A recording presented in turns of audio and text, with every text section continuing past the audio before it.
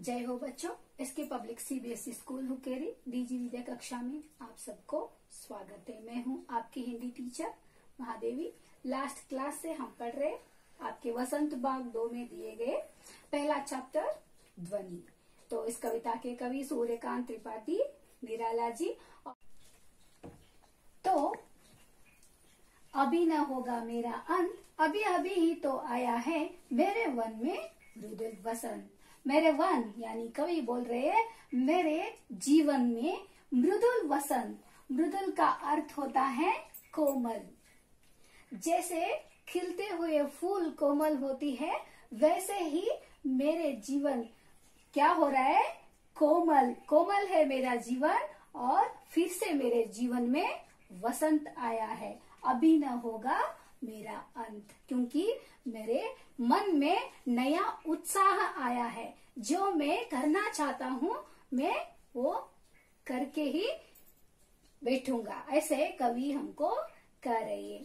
जैसे इसका जो कविता का जो अर्थ उसने बताना चाहता है युवा जनता को, क्योंकि हमारे युवा लोग क्या कर रहे हैं, जीवन में कुछ भी खो गया तो ऐसे बैठते हैं हमारा जीवन का अंत ही हुआ है, ऐसे निराश में बैठते हैं। तो कवि हमको बोल रहे कभी निराश में बैठना नहीं चाहिए। जैसे हर बार वसंत बदल जाएगा वैसे ही, यानी हर ऋतु कैसे बदलते हैं, वसंत आने के बाद प्रकृति अपनी सौंदर्य दिखाते हैं, हंसते रहते हैं फूल जैसे। तो वैसे ही हमें भी क्या करना चाहिए, सभी को अपने एक सपना देखना चाहिए। क्योंकि देखो सबकी चाह अलग अलग होता है सबका। बच्चों आपको भी लगता है मुझे आगे बढ़कर बड़ा होकर कुछ बनना है ना। आप भी सपने देखते हैं, सबका अलग अलग सपना होता है। एक को कलेक्टर बनना होता है, एक को डॉक्टर बनना होता है, एक को टीचर बनना होता है। सबका अलग अलग सपना रहता है।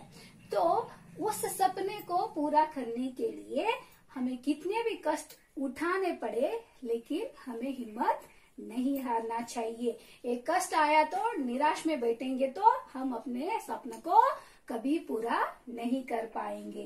तो इसलिए कवि युवा जनता को बताने जा रहे हैं कि हर बार निराश में मत बैठो।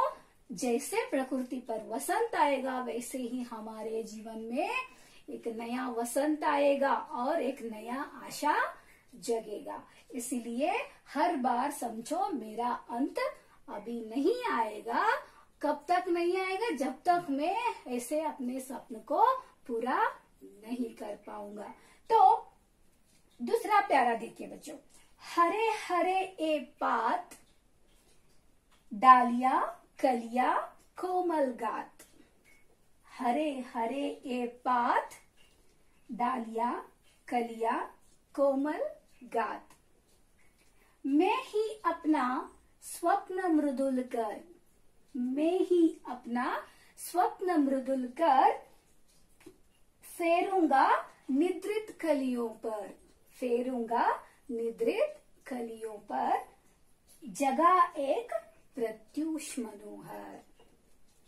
तो देखिए हरे हरे ये पात, पात यानी पत्ते।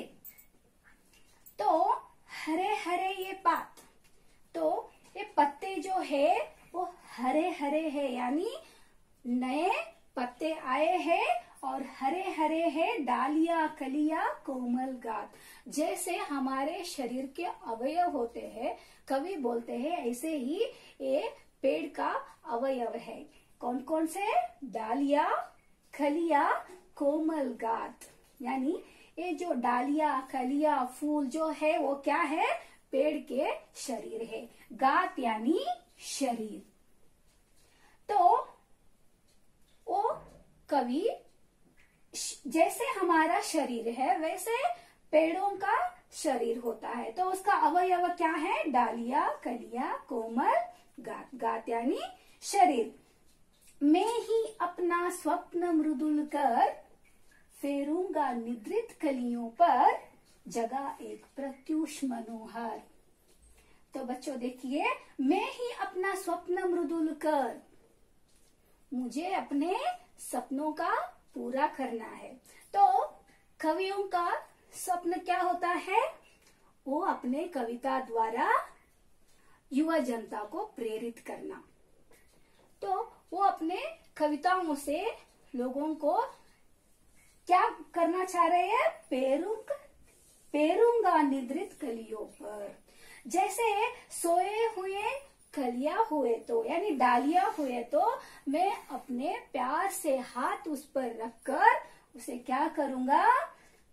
हंसने के लिए कहूंगा, यानी जीवन में आगे बढ़ने का उत्साह उसमें मैं लाऊंगा। तो मेरे कविता द्वारा मैं युवा लोगों को जगाना चाह रही हूँ, उसको भी अपने सपनों को पूरा करने के लिए जगा रही हूँ। कैसे जगाना है? फेरूंगा निद्रित कलियों पर। निराश में जो लोग बैठे हैं, युवा जनता बैठे हैं, मैं उसको जगाऊंगा, अपने कविता द्वारा उसके मन को प्रेरित करूंगा, क्योंकि जीवन का अंत कभी नहीं होता। हमें हमेशा अपने सपनों को पूरा करने के लिए चलना चाहिए। तो जगा एक प्रत्युष मनोहर। तो जैसे ये जो कलियों पर हाथ फेरने से निद्रित कलियां, यानी जो फूल की कलियां जो है वो सोए हुए है, खिल नहीं पा रहे, तो उस पर मैं फेरूंगा अपना हाथ, प्यार भरे हाथ रखेंगे तो वो जैसे खिलता है ना, वैसे ही युवा जनताओं को कविता द्वारा मैं उसके अंदर उत्साह दूंगा। और जगा एक प्रत्युष मनोहर, तो इस कविता पढ़कर उसके मन में भी जगेगा एक प्रत्युष मनोहर। प्रत्युष यानी प्रातः काल। जो प्रातः काल का जो प्रकृति सौंदर्य कैसे दिखते हैं आपको मालूम है ना? सुबह उठकर आप भी देखिए, इतना खुश होते मन, सब हम अपने कष्ट को भूल जाते हैं, प्रकृति को देखकर हंसना शुरू करते हैं, अपने आप हमारे मुख में हंसी आ जाता है प्रकृति को देखकर। वैसे सुबह का जो मनोहर दृश्य होता है, जो सुषमा होता है, जो सौंदर्य होता है, देखकर हम कैसे एक्टिव बन जाते हैं, वैसे ही जैसे प्रकृति में वसंत आने के बाद प्रकृति खिलते हैं, वैसे ही इस कविताओं को पढ़कर हमें भी प्रेरणा मिलती है। हमारे जीवन में कभी अंत नहीं आएगा। क्यों? क्योंकि हम में से कभी निराश में नहीं बैठेंगे, अपने सपनों को पूरा करने के लिए डट से रहेंगे। तो बच्चों, अगला जो पोयम है हम नेक्स्ट कक्षा में कंटिन्यू करेंगे। तब तक के लिए धन्यवाद बच्चों। और आपको क्या करना है, इस पूरे कविता को यानी जो 2 पैरा है उसको ठीक से पढ़ो, हाव भाव के साथ गाना गाना है